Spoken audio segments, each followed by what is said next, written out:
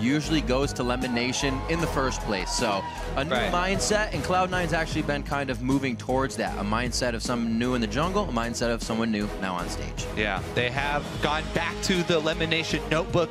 Yep. He does have the final say once again. All right, so right off the bat, interesting bans here because this is now 5.13, the patch that we're on. We have moved on. And I would say Nidalee is by far the best jungler in the game on this patch. Probably going to be repeating that story for the rest of the day, but she just got a huge buff with the stats added to Runeglaive, and Rek'Sai was taken down. In this patch, there's a nerf that a lot of people haven't even talked about that much. The range on her knockup was taken down significantly by 40 range, and it will really hamper her ability to really have big impact in team fights because it reduces the area that she can knock up multiple people. I think we see where Cloud9 focuses their priority as well. Off of these bans right away. 3 bans to the jungle immediately. I talked about strategy. He's new to the jungle, doesn't have a very deep champion pool, so he's going to take off the top 3. You know, regardless of buffs or nerfs to the top tier of junglers, they're going to get everybody off of the table, and then not first pick a jungler either. So nope. I just wanted to make sure Trashy does not have wow, Hayes seemed to feel comfortable on things that aren't really being played all across the board. That Rengar last week, so you why don't have not? to first pick that. Nobody's going to steal Rengar away from you in North America. That Kalista, however, not really making it through the picks and bans for quite some time, being banned by either team. Now going to make it through.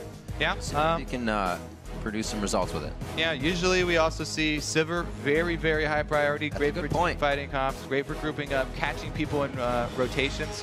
It's definitely something that would be a great tool against Cloud9 because they like to play the map so much. They like to, you know, call for split pushing and objective trading so often that if you have a speed boost in Sivir and you try and cut them off, brings a lot of counterplay to Cloud9 style. Alistar, of course, very high priority still as well. #1 tank support. Yeah. So Shen's coming up though. Wolf making some ridiculous plays in the SKT game on that Alistar, and you can usually do that.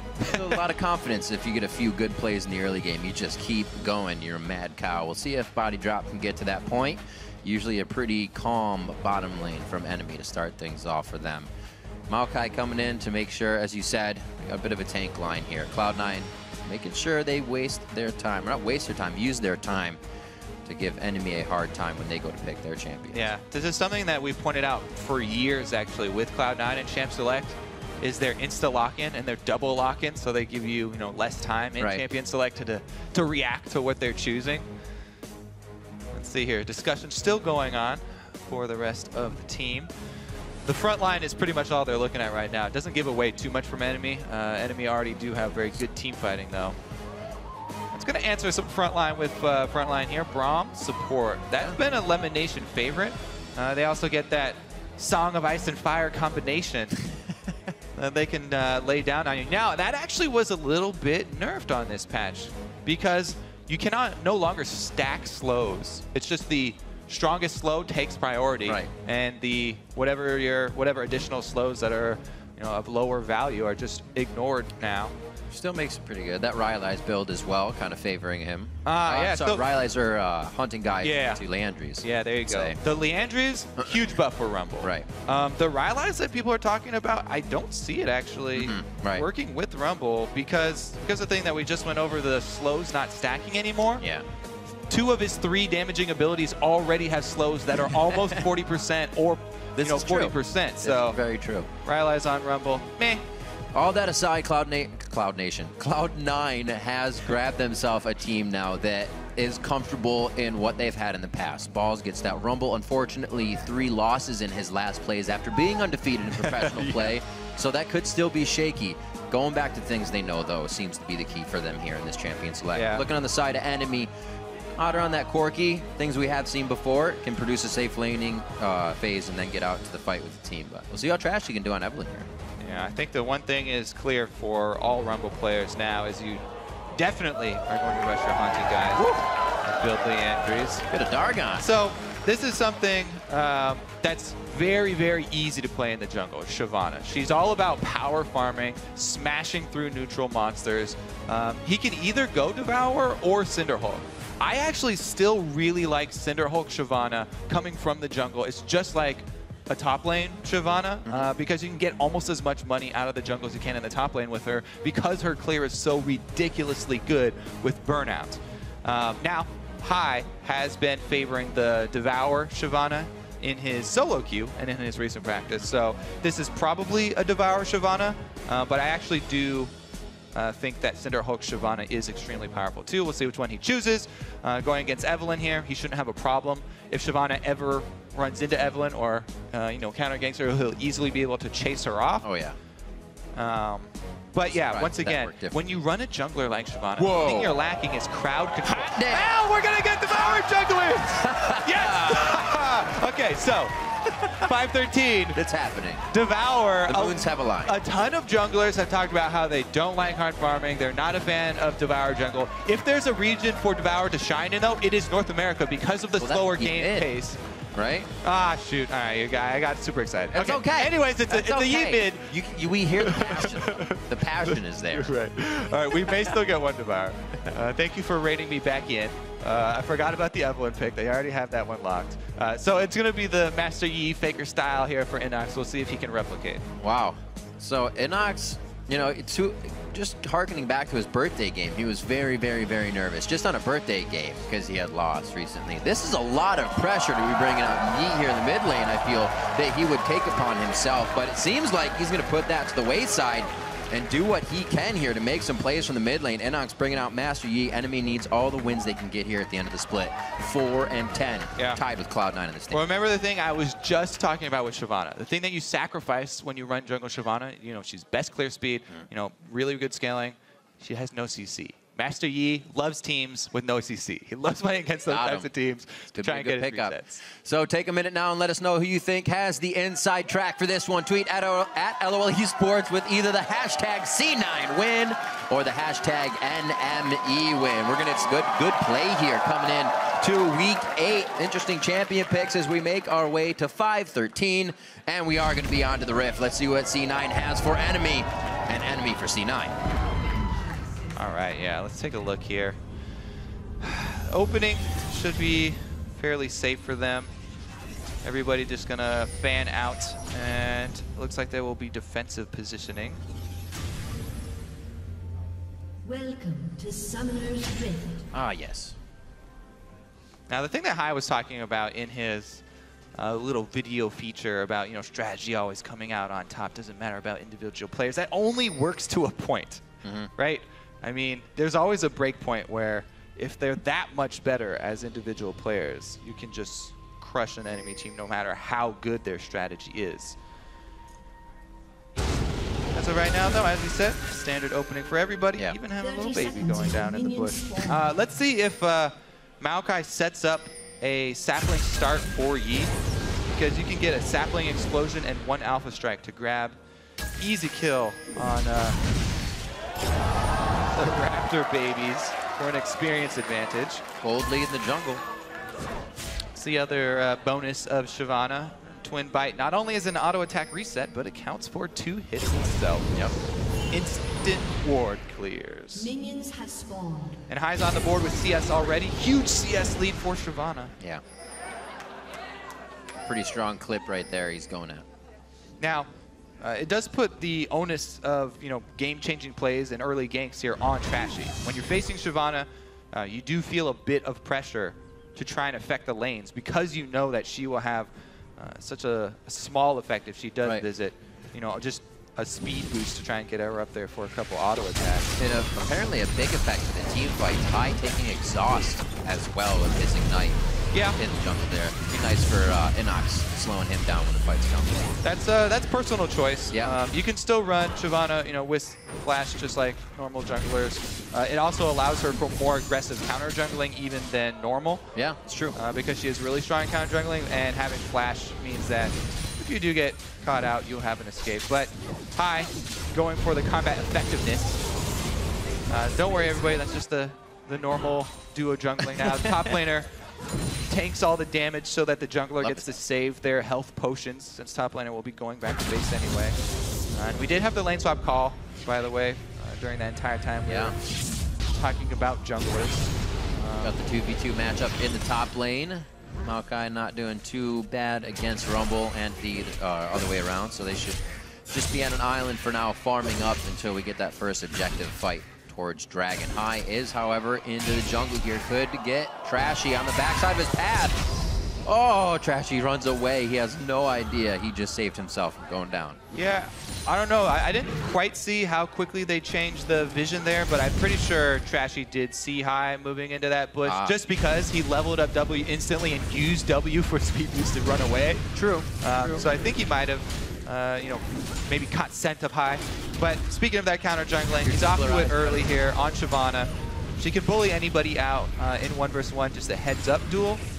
But you do always have to worry about collapsing from the lanes, and that's the biggest issue here. Cloud9's top lane, the duo lane, shoved in early. They have control of the top lane. They can collapse very easily. Incarnation as well on Ahri, already shoved in Inox, so there was not going to be any help from either of the lanes for Trashy, and he just had to pull out, give up his red, and he's actually trying to answer here, but he's going to come up empty-handed. Most of this quadrant of jungle has already been cleared out, and he's going to have to grab Krugs if he gets anything for his time spent down here. Well, they just warded towards the top. They could actually put some damage, maybe blow a flash on the balls. Yeah, talk about early lane presence here. There's the twisted advance. Smash was actually pretty quick there. Balls knows the gank is going to come in. He is forced to flash towards the end of the turret there. But has the pressure on the bottom from the jungler. What can Cloud9 do to work with this? Yeah, he was thinking about trying to save his flash and just soak the damage, but started building up too much there. Had to blow it in the end. Not too big of a deal because the wave is already pushed up towards his turret, and he'll be able to CS at it. Yeah. Maokai with a bunch of AoE always constantly shoving the wave as well, so not too big a deal for Balls, who, by the way, did start with the Amp Tome just to try and rush into the Haunting guys and Leandri's build even quicker. I like that start a lot. Makes you feel pretty powerful in lane. Sometimes turn around those gank situations. Not that one, though. A good hit by NME, blows the flash in the bot lane. They'll keep a timer on that. Looking back at mids, double Dorans for both sides on their first back. So they know they're going to be dealing a bit of damage to each other while hanging out in that lane for some time. Yeah, Inox also has picked up these boots. I do like the early boot pickup against Ahri because she's so heavily skill shot reliant. You can avoid quite a lot of damage with just movement speed if Inox is able to dodge. Oh, Alpha Strike, fancy move. Oh, the dance from Incarnation. That's actually the key sign of a good E player. What differentiates the meh solo queue Yees from the actual, as you say, the ability to use Alpha Strike to dodge abilities. That is the main thing. The secondary thing. The right ability. Exactly. The secondary thing that I look for are auto attack resets using your meditate. That also can be a very clutch move that isn't used fairly often, but in some situations can come out ahead. Also, you can use your Alpha Strike to reset tower aggro. Yi is a fairly snowbally champion, though, especially for that mid lane. They want to get him to his first item as quickly as possible. Body drop a little too close, walked in front of the minions. Lemonation was setting up rush control for some time there. Sneaky very low, able to flash from the teleport. That will actually be for nothing. And bottom lane pressure going to Balls here. Let's see if players can make anything happen. It makes his way back down the fight in the mid lane. Inox very low, Trashy hovering on the side. He's got to know this is a trick by now. Nobody would stay there like that, but High was coming in as well. The double bait. And now they can bully him. He's even the flash from Incarnation! The orb comes back, it misses. Able to pick up the kill from a Foxfire. High is going to go down eventually. Incarnation stays alive as Flares does not fully come down. He stays in the Tribe Rush. They're still going for top lane. Pops the Vengeful Maelstrom and they take down Sneaky. Now the teleport from Balls. What an equalizer across the entire team in the Tribe choke point. They're going to get Otter too here if they can hit the Harpoon. Overheating by Balls. He's going to need that to keep going. Incarnation could come up too. There's the rotation as you say it. Incarnation starts to move. Balls very low, a few more auto attacks. Lemonation doing what he can to keep him there. Incarnation now set to pick up a few kills for himself. Lemonation, a few last hits. This one is going the long haul. Flares under the turret. A charm over. It doesn't hit from Incarnation. No assist. The kill goes over to Balls. What a fight across the board. A bloodbath, Rib. Everybody going down in the top lane. And because they were able to get that kill early and gain control of mid lane, Cloud9 do not come out behind. They were in danger of losing that skirmish, coming out behind in kills, but because of the mid lane power there, Incarnation able to come up, head off their escape, and grab the extra kill for Cloud9 in the end. So they do come out with a cold lead at the 8-minute mark here. Whew. Action-packed so far. Could say so. And on top of it, we will get that Devour. So first State of Devour. Yeah. In the North American LCS in the first game that it's available. Hai gonna pick that one up on Shyvana and try to stack his way up. All right. Well, bot lane antics now. It looks like you're gonna have Inox coming down, but they stop, head back up towards mid lane.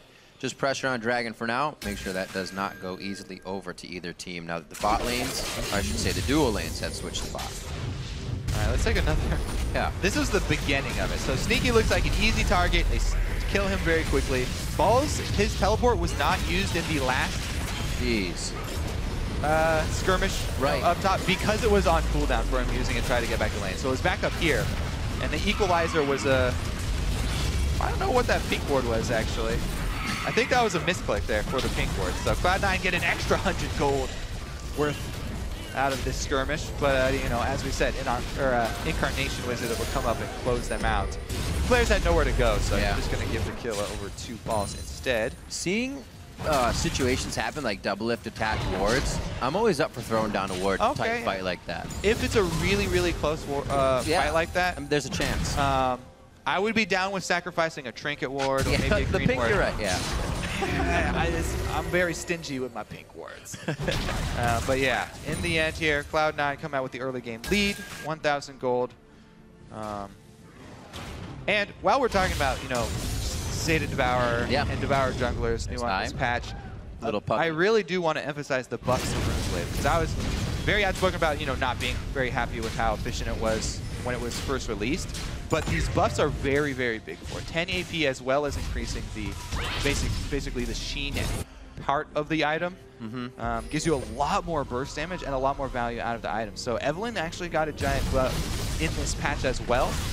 And she's got a very, very strong early game presence. So far though, because of all the laner interactions, the advantage has gone to Cloud9. But there's the Rune Glaive completion from Trashy. In fact, we like now that it's been buffed. We value it higher than Warrior now. Look how far up Incarnation is playing. This not usual play for him. Feeling very safe, kind of knowing, as you said, hardly any crowd control to come through on this team. Easy escape on Ahri.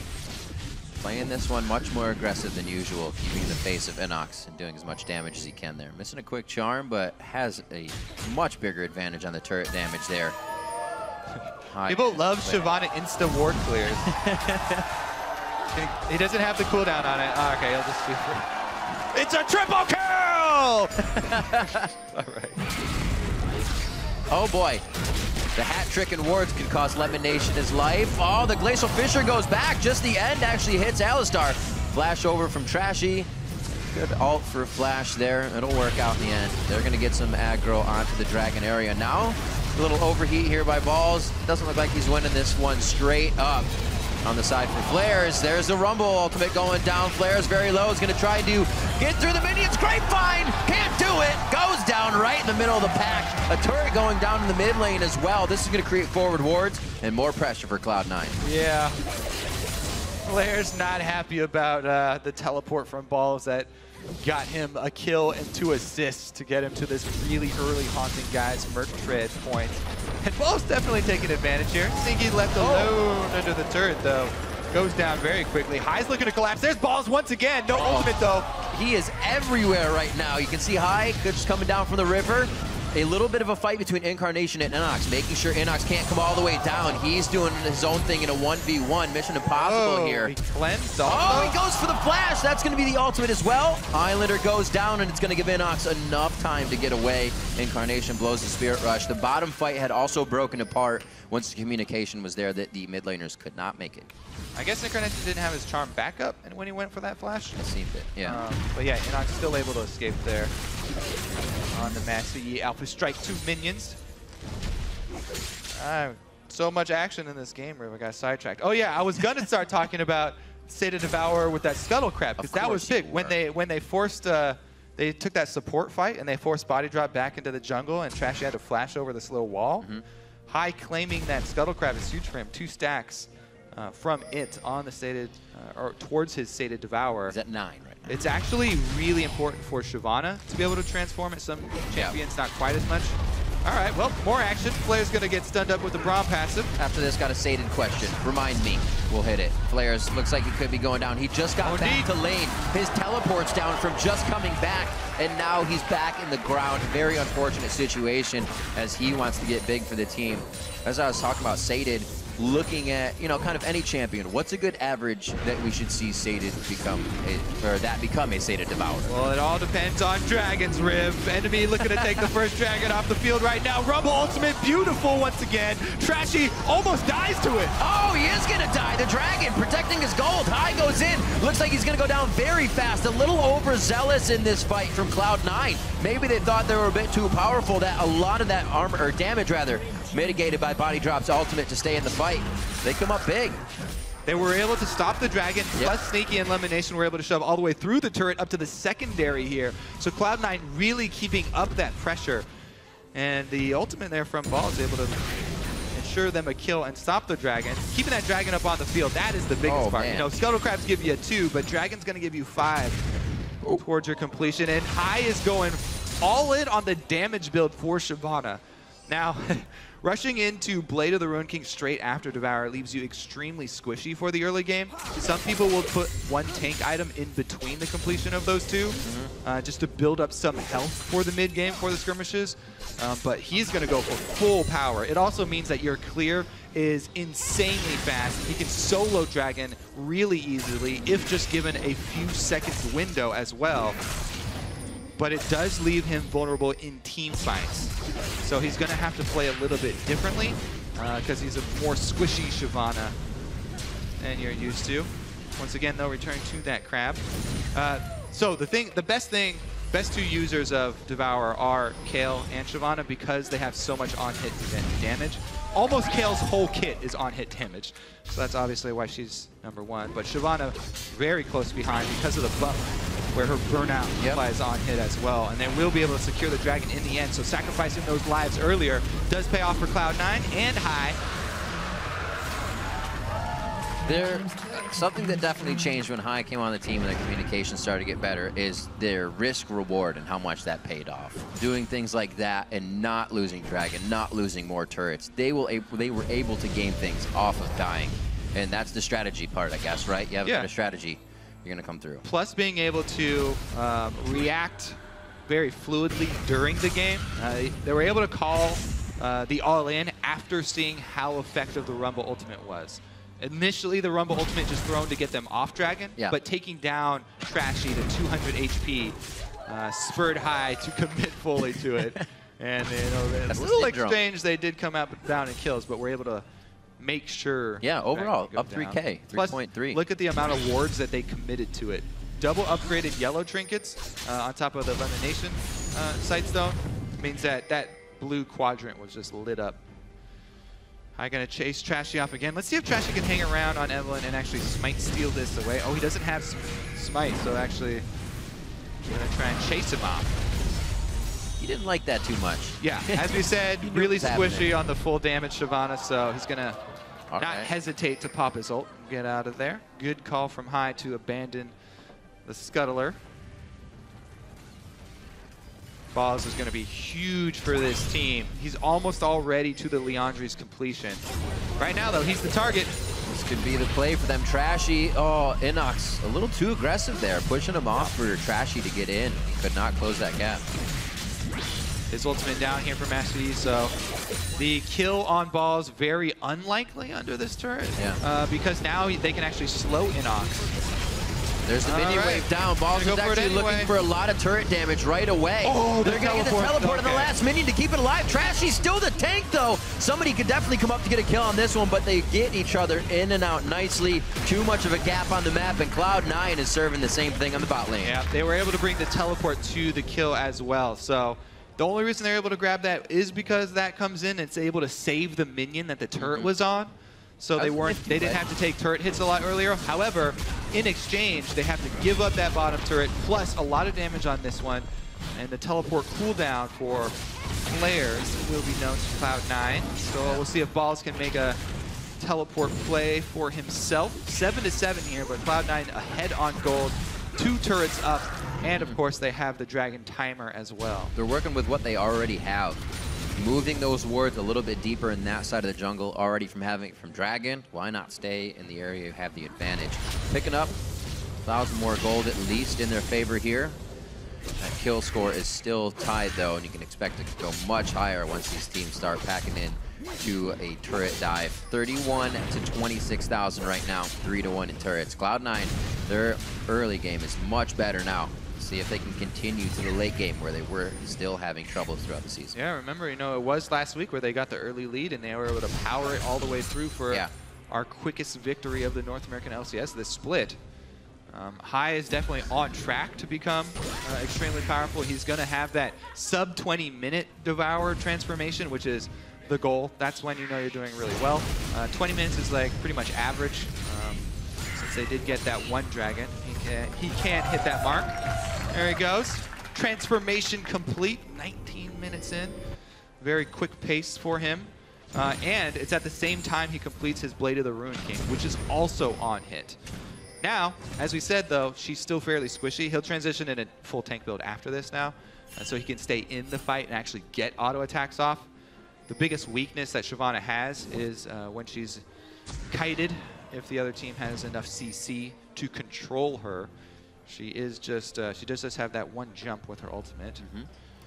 Heading top right now though, and they want to try and kill Inox. That's going to be fairly difficult because, you know, combined with Cleanse and his ultimate, he has multiple ways to shrug off slows. Right. Flashes up as well, so I don't think he's going to be moving up. Maybe Hai was just pushing up for a counter gank and they expected Evelynn up there. Now they see Evelynn down bottom though, and they teleport to answer. Oh, teleport to the Ghost. I like it for Balls, trying to get in sneakily, but he is the first focus here. He does actually have Merc Treads along with his Leandries. The crowd control not keeping Balls down for that long. Able to quickly move, and big kills coming up from Sneaky now with the extra damage. Incarnation onto Otter. Gets the rush, misses the missile coming out of Otter there. The dodge is coming in left and right, gets the heal on, he's not going to go down. One last hit from a Foxfire and an auto attack. Finally gets the shutdown. As you can see on Otter, the sword shoved into the ground there between the images. Incarnation has given Cloud9 so much control of the mid lane this game. The Master Yi has been a target early on, and a vulnerability for the enemy squad. The mid lane, they haven't had control all game of it. Incarnation's done a good job keeping that up. They've also got plenty of wards to replace the turret that they took there. And they've started up Baron here. Inox going to try and answer though. Can he make a hero play? Negative. No chance.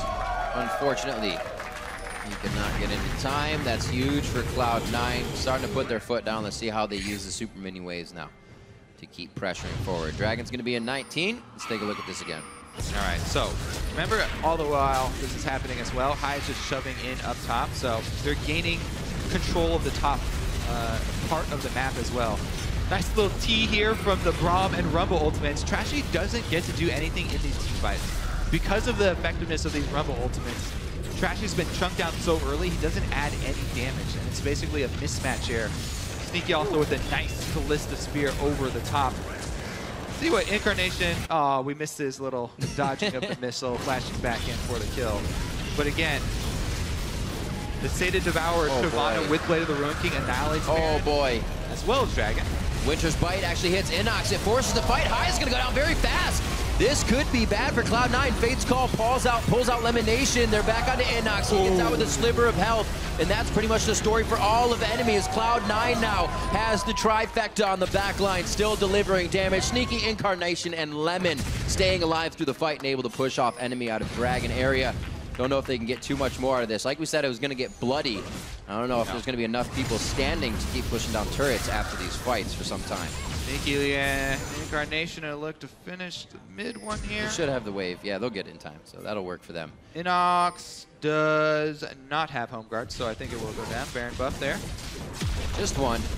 Nice and easy. Cloud9's going to back off, now extending that gold lead to just about 8,000. Very nicely done. Yeah, we did see how quickly High can go down if you focus him, though, in that last fight. It's just that while they were taking down High, they grouped up and were AoE'd, so everybody was taken low during the time it took to kill High.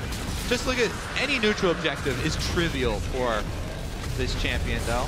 All right, so they dive in actually on the backline at the same time that they blow him up. And again, as you say, the Leandri's Rush Equalizer is a terror on this patch. Even so, they're able to melt the backline. So front line of Enemy, classic. They're left out there to dry, committed to the fight already, and the backline had to pull out because of the AoE magic damage. That's Leandri's Merc Treads, remember. Still painful. Still painful. So things looking good for Cloud9. Incarnation 501, 236 CS in that mid lane. Oh, easy pickings here. Got it. All right. Another one. Well, Cloud9 complete control of the bottom side here. I think the Baron timed out already on everybody who had it, so that may slow down the siege here as they're sieging options. TP. Uh-oh. Yeah. Players using that TP. The rest of Cloud9's going to know it. High, actually. Incarnation in a good position to get into this. He dives right into the middle. Players is able to lock him down. Incarnation, maybe a bad decision here. The Ignite's on. He's going to stay alive. And body drops going down. 3 members now down for Enemy as Cloud9 is just able to figure out the fight that much faster and start dropping the members of Enemy. They've only lost Lemonation, and now they're on the second tier in bot lane. Guys caution against fighting against Rumble in jungle corridors, but fighting against Rumble and Braum, who can lock out any pathway through the jungle, very, very difficult. Again, by the time Trashy can get into the team fight, somebody's already dead because of those 2 slow fields controlling the zones inside the jungle for Cloud9. That will give them the easy opening to knock down another inhibitor here, and Cloud9 looking to have back-to-back really, really fast games here. Yeah. North American LCS. I think that last fight kind of proves what you were saying in Champion Select, is that there is not much crowd control on the Enemy team. For Incarnation to get out like that was crazy. So what I was talking about in Champion Select was that Cloud9 have little cloud control with Shyvana. Oh, isn't bringing a lot. Enemy actually has substantial crowd control with Alistar and Maokai. I mean, I'd say it's decent average. Good enough. Yeah. Not enough to kill Incarnation. I always value Alistar as enough crowd control for an entire team, just because how effective multi-man knock-up combos can be. Can fall that way. Yeah, and just advances enough to get things started for players if they were ahead, but they are sadly not ahead and unable to make this catch work. Yeah, so this they were down. Oh, so they used everything right there. Body drop also just smashed into the ground, so there was no pulverize available for Alistar in this fight. And it was just auto-attacking the whole time. Trashy trying to run across the low fields there. Thank you, dangerous game. And Inox jumping, or Incarnation jumping in and out of the fight effectively on Ahri. 7-0-3 for Incarnation. Also trying to utilize one of the new, or one of the changed items here and get that AoE slow 40% with the Rylai's working there for Ahri for even more slow zones. What will Cloud9 decide to do next? Anything is an option at this point. Just about 1 minute and 20 seconds on both Dragon and Baron. Consider that to be theirs. Enemy might just have to give these up with the damage Balls himself can put out these choke points. Maybe Maybe a fight at the inhibitor turrets would be the best thing. Still going to be difficult. One's already down. You're going to expect that split push coming in from C9 here as they are starting to deny all the vision in enemy's jungle. It's what Cloud9 has needed here at the end of the split.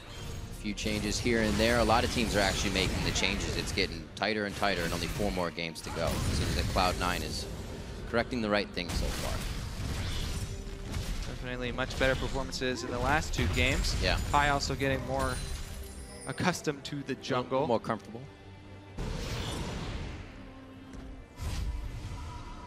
Looking for the see. Sneak attack here, but it's not going to happen. Enemy do not want to face check anything. They do have Scrying Orb upgraded and available as well, so enemy just going to try and clear waves, soak until they get an opening from Cloud9. Yep. That's an opening for C9 to go in from the side. An equalizer doesn't hit too many. Do they have flares enough to take him down? A lot of slows on slows that can come from Cloud9. Inox trying to go into the fight on a sneaky. He's just not big enough yet throughout the game to take him down. Also the peel from the rest of the team, and Cloud9 are just on point right now. Incarnation, a bit of a frown as Trashy walks away. Cannot take it down. Will finish it for him, though. Minion. No, he's gonna live. He's got 16 HP. Elimination with the Winter's Bite. Misses.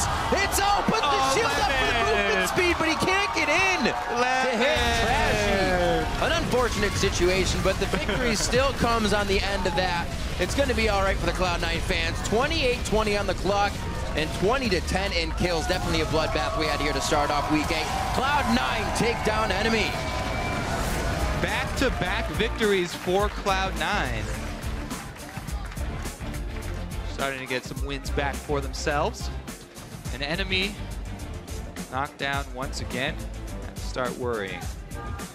The Master Yi definitely not working out for them.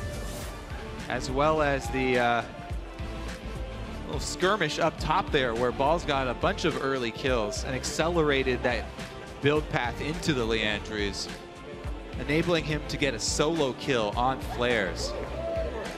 It was definitely a rough game for NME. Looking at the damage charts in general, Inox actually did quite a significant less damage than Braum did, by like 1,000.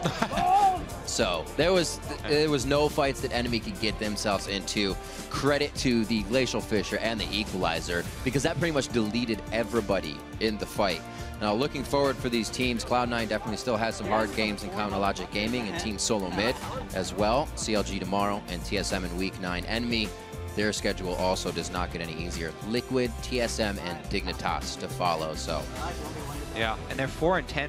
Or 4-11 now. 4-11 now, yeah, absolutely. So yeah, they're sweating a little bit.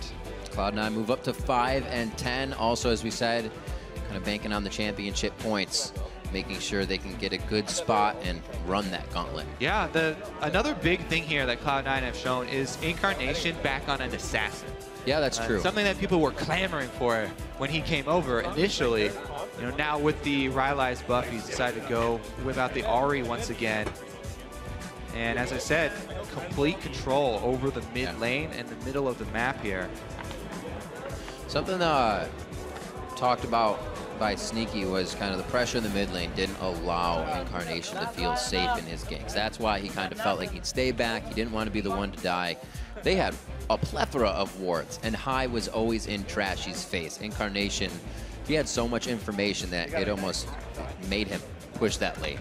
He couldn't do anything else. So the team is